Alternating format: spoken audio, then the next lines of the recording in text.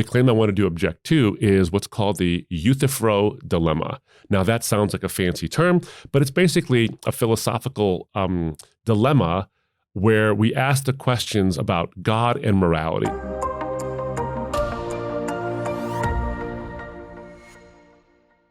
All rise, ladies and gentlemen, and welcome to another episode of All Rise. This is a podcast hosted by me, Abdu, your host. I'm a trial lawyer, and the podcast All Rise is a podcast where we take a look at claims in favor of and objections against the Christian faith from a legal perspective. What I mean by that is that we take a look at the rules of evidence, we take a look at the rules of trial procedure, we look at the way juries think, the way juries are instructed, the way judges make their rulings, and ask ourselves, would the claims in favor of the Christian faith or against the Christian faith actually hold water in a court of law when it's subjected to those kinds of strictures in rules of evidence and these kind of things? And once in a while, we'll use an objection, a legal objection to a claim and say, hey, wait a minute, you've made a statement that's either in favor of or against the Christian faith, and we have an objection to that, and it's based on the rules of evidence or based on some kind of objection that lawyers will use. And this is part 2 of a series we've done called Asked and Answered. And that's an objection, usually happens in a court of law where you actually have a witness on the stand in front of a jury or in front of a judge, or in a deposition where, there's no court there's no judge or jury. It's simply someone taking a deposition where they're securing someone's testimony for the purpose of discovering information or using it later at trial.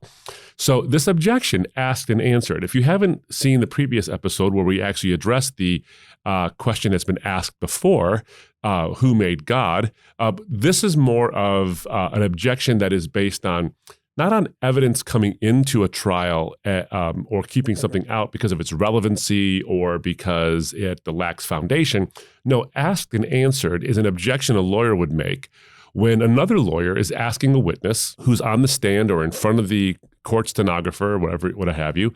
The lawyer's asked that witness a question, didn't exactly like the answer he or she got, and then asks the question again. Usually in a slightly different form, but oftentimes they'll even do it in the same exact form. And so you say objection, asked and answered. And the reason why this objection exists is because what you don't want to do is clutter up the record in a deposition or clutter up the trial and waste the jury's time or the judge's time asking questions over and over again to elicit a different response from the witness because you didn't like the way they answered the first time.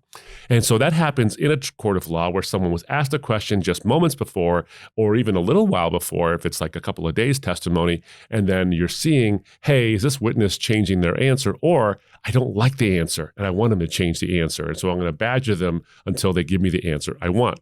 And so a good lawyer will say, objection, asked and answered. Let's move on from there. So we're going to apply that to some of the objections against theism, classical monotheism generally, or the Christian faith specifically, because there are some objections that have been asked over the course of the years, over the course of decades, or even over the course of millennia, and they've actually been answered. But for some reason, those who keep objecting, using these objections, act as if they haven't been answered. Now, I want to pause for just a moment, because as I said before in a previous episode, just because an objection has been asked in the past, and just because an objection has been answered in the past, doesn't mean that you, the viewer, you, the jury, by the way, aren't entitled to know what the answer is, because maybe you've never heard the question. Maybe you've never heard the objection. Maybe you've never heard the answers and the counter answers to them. So I'm not going to say that we shouldn't listen to these answers just because they've been answered before, or these questions because they've been asked before. No. What I'm trying to say in raising the objection asked and answered is that there are certain objections that don't offer anything new to the conversation about Christian theism or monotheism in general. Rather, people keep on raising the objections as if they have not been asked or answered before. So the objection I wanted to object to, the claim I wanted to object to, is what's called the Euthyphro Dilemma. Now, that sounds like a fancy term, but it's basically a philosophical dilemma where we ask the questions about God and morality. So there's a moral argument for God's existence. Let me set this up by saying this, and I'm going to play an objection from Matt Dillahunty, or a response from Matt Dillahunty, who's a really, really well-known atheist, who I've debated, by the way, and others have debated him plenty of times. He's got a show called The Atheist Experience on YouTube, and we're going to put the entire episode I'm going to borrow clips from, the link to that in the show notes, so that you can actually go and listen to the whole thing yourself, because I don't want to take anything out of context. So listen to the whole thing. But Matt Dillahunty, an atheist, is addressing a caller who calls in, is asking essentially about the Euthyphro Dilemma, and Matt begins to describe what it is. And I'm going to let Matt, because I think he does a good job of describing the Euthyphro Dilemma in his own words, do that in just a moment. But I want to set it up a little bit, because when you hear it, it's important to know the full context of what this is. So Euthyphro is not an actual person. It's a character that Plato, the great philosopher Plato, comes up with. And he's asking questions about morality. And how do we know where morality actually comes from? And he basically asks the question, is something good because the gods will it, the various Greek gods, because they will this thing to be good? Or do the gods will something because it's already good? And the idea here is that the dilemma shows you that maybe you really don't need God for any of these things, or the gods, as it were, because Plato was operating within a pantheon of different gods. They had a polytheistic framework where Zeus was the chief god, and there was Ares, the god of war, and Poseidon was the god of the sea, and gods of the dead, and all these various gods, all of whom are powerful, but none of whom are all powerful necessarily. And so Euthyphro was asking this question, where does my source of piety come from? Where does morality actually come from? Now, the reason why this is important to address, even though it has been addressed ad infinitum, is because I think a powerful argument in favor of Christian theism is what's called the moral argument. And premise one of the moral argument goes like this: objective moral values and duties exist.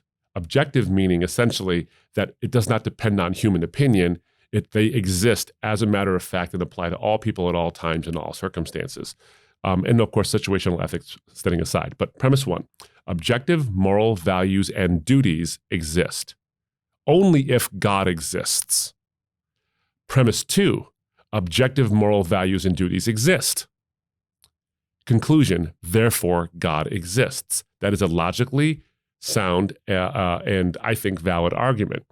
So the issue that Matt Dillahunty and a lot of atheists have is with premise one, that objective moral values and duties exist only if God exists, because they agree with premise two, that objective moral values and duties actually exist. So in order to avoid the conclusion that therefore God exists, you have to challenge premise one, which is that those things only exist if God exists. And so they use the Euthyphro Dilemma, this dilemma that Euthyphro sort of wrestles with, and it's really Plato who's doing it, to say maybe objective values and duties don't exist only if God exists. They can exist independent of God. And so they raise this Euthyphro Dilemma. So let's listen to Matt Dillahunty give the Euthyphro Dilemma and see what this is all about. Its original form, it relates to piety, and Euthyphro is essentially asking, is something pious because the gods say so, or do the gods say so because it's pious? The Euthyphro Dilemma has been manipulated, moved out of the realm of mere piety to talk about things like morality. Is something moral because God says so, or does God say so because it's already moral independent? If the former is true, if something is moral because God says so, then morality is just divine command, and God can say that slaughtering children tomorrow is moral, and that makes it so, and that raises a problem. If God is simply saying that this is good because it's good independent of whether or not he says it, then God becomes irrelevant to morality, and morality is something that can be discovered through pure reason and investigation. So I think Matt has actually accurately stated the Euthyphro Dilemma. I think that's a great way to summarize it. He's very efficient in the way he's done so, and very, very fair. Now, traditionally, the response has been, because this has been asked and it's been answered, and I want to pause for a moment here, because later on we're going to see that the context, and Matt rightly points out that it has to do with piety, and it's been sort of massaged in a way that applies to classical monotheism. Now, it was actually asked at a time when there was, in Plato's day, a pantheon of gods: Zeus, Artemis, Ares, Hera, all these folks. But let's just apply it to theism now. So the dilemma basically asks, is something pious because God says so, Or is something moral because God says so? And that seems arbitrary. God could change his mind and say suddenly that raping children is moral. Would that make it moral? That seems arbitrary, and that creates problems. Or is something good and moral because it already is, and God says so because he's just affirming that which is already moral?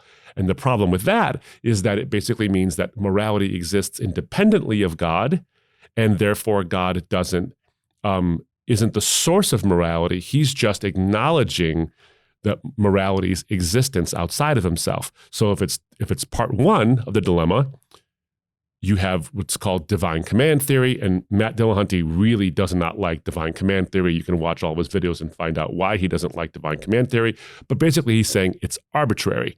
Is that he could arbitrarily say something else is good or something else is bad, and it would suddenly be that way. And that's no way to form a moral system of objective moral values. And I can see the point in that. I can see why he might say that.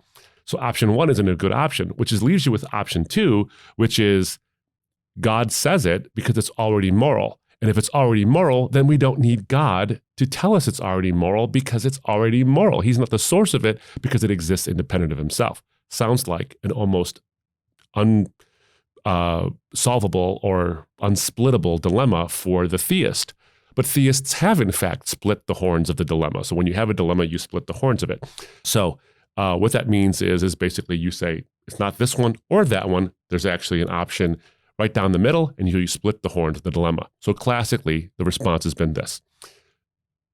God doesn't will something because it's good, all independent of himself. Rather, what God says is good because God is the source of all goodness. In and of his nature, he is the good. So God is not looking to a source of goodness outside of himself to say this is good, and therefore he commands it. Rather, God is that good, and that's why he commands it, because he is the source of good.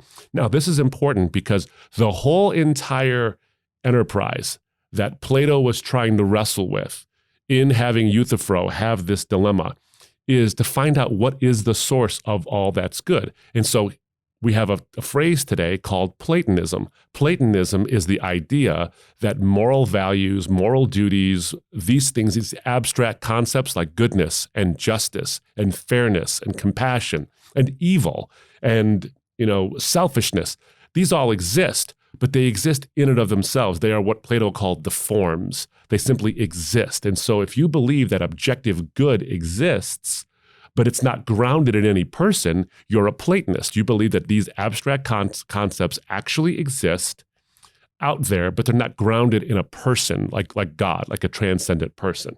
And so that's called Platonism. The problem, of course, is that thing, that goodness, doesn't do anything. It doesn't have any actual authority to itself. It just is this thing, and it doesn't do anything. So goodness doesn't do anything good, and it doesn't obligate us to do anything good. But the Christian response, or the theistic response, is that if God is the good, then he is the standard, and he's personal, so he can actually obligate us to some things. So that's the classical response. But let's listen now, because Matt knows this, and he's responded to this response. And so his response isn't asked and answered. We can't object and say, sorry, Matt, you're responding now to the objection, and therefore objection asked and answered, because that's not what he's doing. He's responding to the response, and he's entitled to do that. Any lawyer would be entitled to challenge a witness's response in not saying, I want you to respond again. I don't like the one you gave. No, you can probe how good the actual answer was, and that's perfectly legitimate. And Matt does that. So here's what you do. Let's listen to his response. Solution or proposed solution doesn't address the dilemma at all. Let's say, for example, God is synonymous with good. That tells us nothing about whether or not, does God tell us X is moral because it's already moral, which would be the case if God was good. He's telling us what good is, and it doesn't matter if it's part of his character or not. Or is something good merely because God says so, and it doesn't matter again whether it's part of his character or not? The way I read it. All right, so he's responded to it, and we have some responses to his response. See, he's saying basically, appealing to God's nature as the source of good, or he is the standard of good, doesn't remove the dilemma. It's just a different form of divine command. The command is based on God's nature, not his whim, but it's still a divine command nonetheless, even if goodness is synonymous with God. But see, here's the problem with it. He's made the statement that appealing to God's nature as the source of goodness doesn't actually respond to the dilemma, and then he just simply states the dilemma over again. See, and this is the problem. His probing of it isn't asked and answered, but all he did, I don't know if you noticed it, but all he did was simply restate the dilemma and say your solution doesn't answer it. Well, first, apart from being completely conclusory, it's a form, not exactly, but it's a form of asked and answered. You've just repeated the dilemma again and then said, your answer wasn't good enough. Try again. That's asked and answered. I object. Asked and answered. See, he hasn't dealt with what the split of the horns actually is. When the Christian says it isn't that it's good just because God commands it and it's arbitrary, or God commands it because it's already good and therefore it's independent of God. When you split the horns of the dilemma and you revert to the idea that God is the source of all goodness, he is goodness, you've actually dealt with the objection quite well. You've dealt with the dilemma quite well, because the dilemma presumes, the dilemma presumes goodness exists. It presumes, if you're going to go to the second one, away from divine command and go to the second horn of the dilemma, which is that God commands it because it's good, it assumes, as Plato had concluded, that goodness exists. Well, if goodness exists, then that is the standard of goodness. All we've done is actually make it more rational to believe that goodness exists, because goodness is seated in a person. In fact, I would even venture to say, friends, that the dilemma that Euthyphro actually had, and as it's been applied in more modern ways, actually makes more sense when it was originally stated than it does now against the God of Christian theism. Here's why. And I said I was going to get to this, and then here we are. We got to it. When Euthyphro proposed the dilemma, or Plato through Euthyphro proposed the dilemma, is something good because the gods will it, or is the gods will it because it's good? He was talking about a pantheon of gods, like Zeus and Artemis and Hera and Ares and Poseidon and Hermes and all these gods. It's important here because what the whole enterprise was about was these gods are arbitrary and capricious gods. They're very much like us. They're petty and they're numerous and they're sort of not all powerful, but they're powerful-ish. It's a divine soap opera, as it were. If you read Greek mythology, you'll see quite easily that the reason why Euthyphro and Plato by proxy, of course, has this issue with where the source of piety is because these gods, these petty, capricious, arbitrary, petulant, jealous gods are just modified versions of humans. And so he's trying to figure out, what is the standard for humans? What is the standard for humans? And it can't be gods who are just like us, because they seem to be arbitrary. So the divine command theory that Euthyphro is worried about is something good just because the gods will it. That makes more sense because those gods will things that are terrible all the time, and they change their mind all the time. That is nothing like the God of classical Christian theism or classical monotheism in general, is that God is unchanging and objective morality is always there because he's the seat of it. And then, of course, this idea that the second part of the dilemma that Euthyphro was wrestling with was like, if we don't need the gods, that would be a good thing because they're terrible. And so we can go to this objective standard of morality that exists outside of the gods, and we can be free of the tyranny of having to please arbitrary and capricious gods. Hence, that's Platonism. The gods he was dealing with were just human beings with superpowers, essentially, and he didn't want them to be the standard. And so he had to find some standard, and monotheism wasn't really an option for Plato, and so he basically rooted goodness in itself. Goodness just exists. I would actually argue then that it's nonsense. The idea that goodness exists is nonsense. if Platonism were true. In other words, if goodness just existed as a category, if justice just existed, if compassion just existed, well, they violate their own standards. You see, goodness as a concept doesn't do anything. When have you ever bumped into goodness? Have you ever actually said, oh, we say things like thank goodness. We actually mean thank God, but we say thank goodness. Goodness doesn't do anything. Goodness has never actually done anything in and of itself. People can be good and they express goodness, but that good action you are the beneficiary of is the result of someone, a moral agent, actually expressing goodness. So that goodness is rooted in someone, but that person who does that good thing for you is also just as morally capricious and arbitrary as the Greek gods were. So he or she can't be the source of goodness. In fact, all of us collectively as humans, even with all of our collective goodness, we also have a collective arbitrariness and a collective capriciousness. So we can't be the source of the good. So if good just exists, it doesn't do anything. And if it doesn't do anything good, then it violates itself, because goodness would be a standard that goodness itself can't actually live up to. Justice doesn't act justly. It just is, if it exists at all. And therefore, if it violates itself, then it actually doesn't really exist in the first place, does it?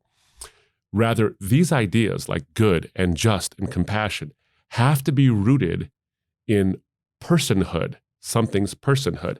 And that's exactly who God actually is. He is the necessary being who is the source of all things, all physical reality and all moral reality. Framing the dilemma this way actually highlights why Platonism isn't quite reasonable. So think about this. If goodness just exists by itself and goodness doesn't do anything, it doesn't obligate anyone either. Goodness can't obligate you to do something. You can just violate that thing all you want, and goodness can't get angry at you. It can't impose an obligation on you. You haven't offended goodness. It's therefore totally effete. Not only does it not do anything, but it can't obligate you to do anything. For morality like goodness to be objectively real and therefore discoverable, it has to be rooted in personhood, objective, transcendent personhood, which is exactly what God sounds like. Furthermore, it seems to me, even as Matt has sort of wrestled with the dilemma, he doesn't seem to even understand the dilemma in its most potent form. Because if God is the seat of all of existence, if the classical conception of monotheism is that God is the seat of all of existence, then it does actually matter if you insert God into the dilemma by making God the actual seat of goodness. Because think about this. The first part of the dilemma is no longer arbitrary. Remember, the dilemma says, is something good just because God wills it? And if that's the case, then God could change his mind and do something terrible in terms of his command, and that suddenly would be good. Well, if God is the seat of goodness, then him commanding something is no longer arbitrary because it's consistent with goodness's existence, and goodness's existence is rooted in him. So you have goodness rooted in a person, because goodness is a moral characteristic and morality is a function of persons. So that makes sense. And he is as the seat of all of existence, he is therefore the seat of all of objective reality. And therefore what he commands necessarily flows and is consistent with his nature. And his nature is good. And so he doesn't command something and therefore it's good in an arbitrary sense. He commands something because he is the good, and therefore what he commands is necessarily the good. So the first horn of the dilemma loses all of its pointiness. It's no longer a problem. And the second horn of the dilemma, the idea that God wills something because it's already good, is also sort of robbed of its sharpness because God is the source of that good. He is the good, and so he commands something completely consistent with his nature, and therefore what he commands won't change, irrespective of situational ethics, and that's a different matter altogether.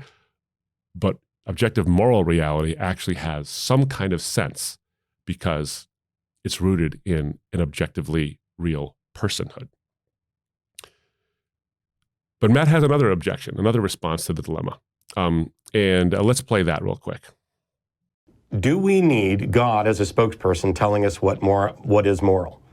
If in fact we do, that it is moral because God says so, then that undermines the principle of morality, that there is something moral. Because that's like saying the rules are whatever I say the rules are, and if I can change my mind. So what Christians have tried to do by saying that, oh, this is about God's nature, they're essentially saying God can't change his mind about what's moral because it's fundamental to his nature. And whether or not that's the case is completely independent from whether or not morality is independently discoverable through reason, which is the point of the dilemma. So you notice what he says at the end there. He says that morality is independently discoverable by reason, which is the point of the dilemma. That actually isn't the point of the dilemma. It's to try to figure out where is the seat of morality, not how do we actually discover morality. Morality can be discovered by reason. I think there are some things that are revealed to us. I don't think that it is necessarily only always discoverable by reason. So he's trying to say that if God can't change his mind and Christians have sort of boxed God into a corner because he's always doing something consistent with his nature, right, exactly. Christians do believe that God is consistent and therefore not arbitrary. That kills option one. You no longer have to worry about option one because he is the seat of morality.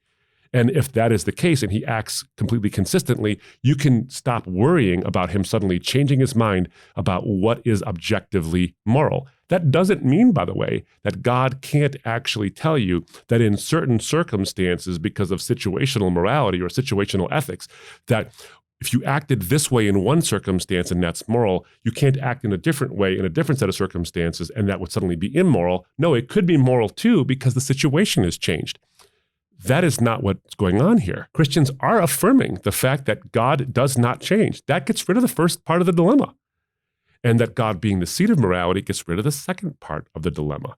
And so what Matt has done is essentially asked and answered the objection once again by not actually understanding the fundamental issue of the objection. Now, let me pause for a moment here, or not pause, but let me digress for a moment here, because the statement he made at the end of this clip, and again, I encourage you, watch the whole thing. You'll see the link to it in the show notes and in the description of the video.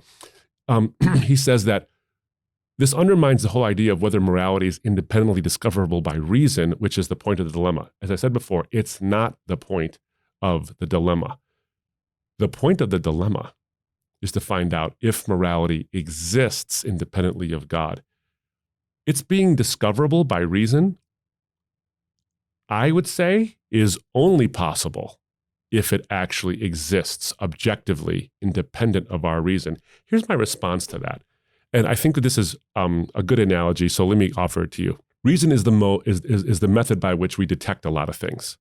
We detect logic through our ability to reason. We can even detect moral values by the exercise of our reason. We can detect whether certain moral values apply in a certain situation by operation of our reason, by flexing our reasonable muscles, as it were. We can draw inferences from these kind of things. So reason is a mode by which we are endowed, beyond all other creatures, with the ability to draw inferences and make rational decisions and these kind of things. Now, I also believe, and this is a separate argument altogether, and I think I've done it in previous episodes, that reason itself doesn't actually make any sense on an evolutionary, purely naturalistic paradigm for a number of reasons. But independent of that, let's move on, is that reason is simply a tool. It's simply a faculty we have to discover things about the world and the way it really is. Much like our eyes. Our eyes are tools by which we observe the visible light spectrum. So light is on a spectrum. There's infrared and ultraviolet at the various ends of it. And there's something in the middle, a very narrow band by which human beings can actually see certain things. There's all kinds of modes of light, as it were, that we can't detect because our eyes simply aren't built to do that. Other creatures can, and we can, of course, invent things that can see infrared things and all that kind of stuff. But my point is this. We can see light because of our eyes. Our eyes don't create light. Our eyes simply detect light. They are the organs through which our brain accesses the light around and then interprets that light to tell us what images look like. Okay? So the eyes are simply organs by which we detect the visible light spectrum. They are not the organs that create the visible light spectrum. In other words, if every human being and every creature in the world suddenly lost its eyesight and were completely blind, that doesn't mean light doesn't exist. It just means that we can't detect what that light actually is. So reason, if I'm going to apply the analogy, reason is simply the organ by which, or the faculty by which we can detect morality. But even if all of our reasoning abilities were hampered, and I believe they actually are, we're not perfect reasoners, or even if they were gone, that doesn't mean that morality doesn't exist. Just like if we were blind, light would still exist, we just wouldn't know it. If we had severely impaired moral reasoning abilities, that doesn't mean morality doesn't exist independent of us. So reason isn't, the detectability of morality through the use of reason is not the point of the dilemma at all. The question is, does morality exist for our reason to be able to detect it in the first place? Or are we creating illusions about who and what we are and who and what morality is all about? Now, there are a whole bunch of objections that Matt raises throughout the course of this video. I would summarize them for you. Time runs a little bit short. Some of those objections, please watch them and let me know what you think, ladies and gentlemen of the jury. You've seen the case as well. A couple of them just simply don't hold water. For example, he says that even if God were to be essentially the source of all goodness, the Christian response fails because the God of the Bible cannot possibly be the personification of goodness, since he condones slavery and rape and misogyny and all these things. Now, shameless plug here, I've responded to all of these objections essentially in my book, More Than a White Man's Religion, and other people have responded as well. Most notably, I think Paul Copan and others have responded. Paul Copan's book, Is God a Moral Monster, for example, or is he a bully? He's written some great books on this, and you can go find out for yourself whether or not God actually condones slavery or actually condones rape or actually condones misogyny. And of course, I would recommend you go to see my book, More Than a White Man's Religion, to see if God condones these things. So I think the Christian God actually is not only a good candidate to be the personification of good, I think that he's actually the best candidate. I would even venture to say the only candidate for the one who can actually embody the good that would be required for morality to actually exist. But again, this misses the point. It misses the point altogether. You see, we go back to the moral argument. The moral argument states in its first premise, objective moral values and duties exist only if God exists. Okay? Premise one, objective moral values and duties exist only if God exists. And he doesn't agree with that. Premise two, he does agree with. Objective moral values and duties do exist. Premise one is his issue. The question is God the seat of moral values and duties? And he doesn't really touch that at all. This idea, by the way, that the Christian God can't be the seat of it, that doesn't touch the issue at all, because the moral argument doesn't say which God is the seat of morality. It just says that a God, that the classical conception of God as the seat of all of existence has to be the source of all of morality. And this response, he says, where it can't be the Christian God because he's terrible, that doesn't really touch the the moral argument at all, because the moral argument doesn't specify whether it's the Christian God or not. However, I do think when you look at the data that the Christian God is an excellent candidate for this. He also objects in the course of the video that no God can be synonymous with goodness, because any God that lets people do the things in his name, like that the Bible records, and write awful descriptions of him, no God would let that slide. He would have a responsibility to come down and set the record straight, and none seem to have done so. In fact, this objection is made a number of times throughout his video. So I think it's actually incumbent upon us to respond to this. So get the objection, is that no God could actually fill in the the role of being the source of goodness, because if he or she or it did, then that being would be obligated to sort of set the record straight, because a lot of terrible things, and in all religions, have God doing terrible things or commanding terrible things, and people have done terrible things in God's name, and that God would therefore have an obligation to fix it and set the record straight. So here's my response. Is God obligated to do that? By what moral standard? You see, it's all question begging. The whole point of the argument is to say, is God subject to a moral standard outside of himself? That's the whole enterprise we're trying to decide here. And so it assumes, objection, I would say, assumes a fact, not an evidence. It assumes that, or a foundation hasn't been established. It assumes that there is a morality outside of God that he himself is obligated to. Now, let's say there's not.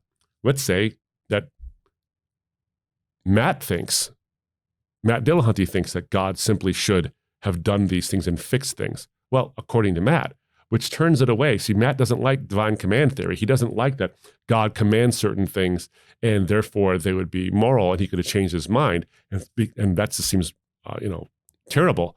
But he just obligated God. He just issued a command that obligates God to do something, if God in fact existed. It sounds not like divine command theory. It sounds like Dillahunty command theory. And my point isn't that he raised the issue and he's invalid in doing so. My point is you have to be consistent here. You have to be consistent. But further, and I think more importantly than that, is that if God had an obligation to correct the record, in the Christian worldview, he's actually done exactly that. Jesus, as the incarnation of God in flesh, came to the people in his day, and his words were preserved throughout history now. And he was telling them, you have misinterpreted the law. Read Jesus' words over and over again, when people were using and misusing scripture to elevate their own piety, but also hurt other people. Jesus said things like, you have heard it was once said, you shall hate your enemy, but I say to you, you shall love your enemy. And he goes on to talk about these wonderful virtues that we're the beneficiaries of today. So if God had an obligation to set the record straight, he actually did do it in the person and work of Christ himself. He moved it away from a message of self-righteousness that was used to oppress other people and a message of condemnation, and he actually brought it to a message of grace, saying that all the words in the past all lead up to this moment, and you've misinterpreted them, and I am who I said I am. And he died on the cross and rose from the dead to set the record straight. Again, I do talk about this in my book, but my point is this. He's not forcing everyone's actions or constraining their actions so that they would never misinterpret or misapply his word. Essentially, God is allowing people free will, but he's kept the record straight. Our inability to actually follow that doesn't have anything to do with whether or not God has actually met any obligation. In fact, he has no obligation except within himself to actually be moral. So God, in being moral, in and of his nature, comes and sets the record straight, I think, in the person of Christ. If by setting the record straight, what Matt means is that God would somehow make it so that no one would ever do anything that would somehow besmirch God's name, well, that deprives human beings of free will. And therefore, that God that Matt Dillahunty thinks should be the one who exists, that if God exists, would be a slave master. And the irony here is that he basically said earlier that the Christian God could not be the candidate for the source of all goodness, because that God condones things like slavery.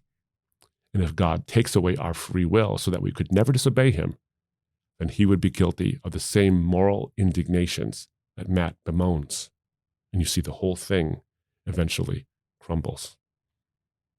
Ladies and gentlemen, I'm going to wrap it up because essentially, look, there's a lot of objections to go through that Matt says in the video, and I think that they're all worthy of you listening to, but I think that they're also responded to, and they have been asked, and they have been answered.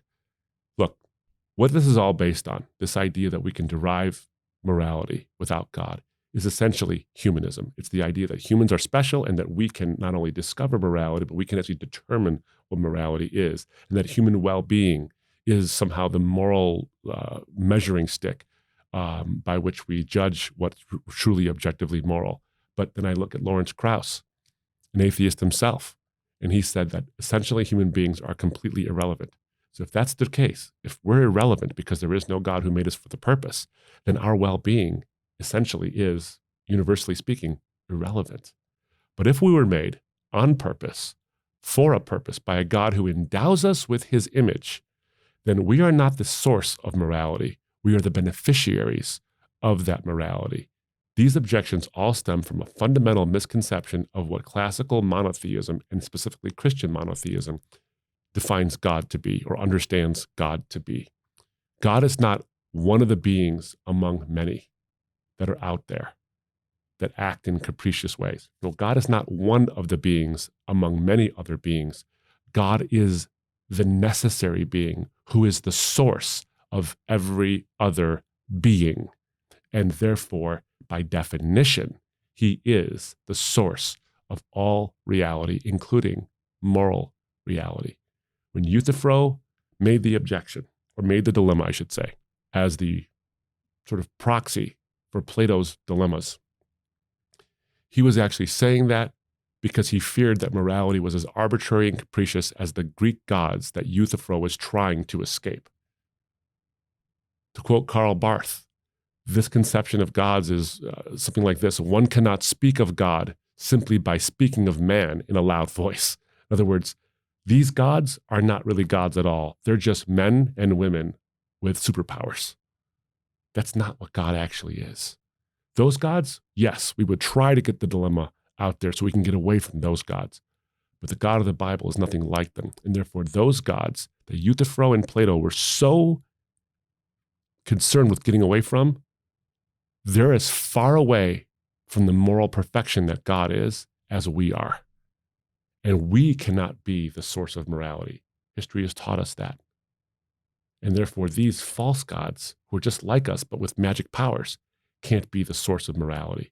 But a God who is the source of all of existence, that God can solve the dilemma and split the horns and be not only the one who commands things because of his good nature, but is the source of all that is good, and we can trust that.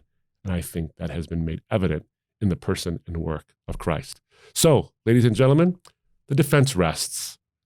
Until next time, this has been All Rise, and I'm Abdu Murray.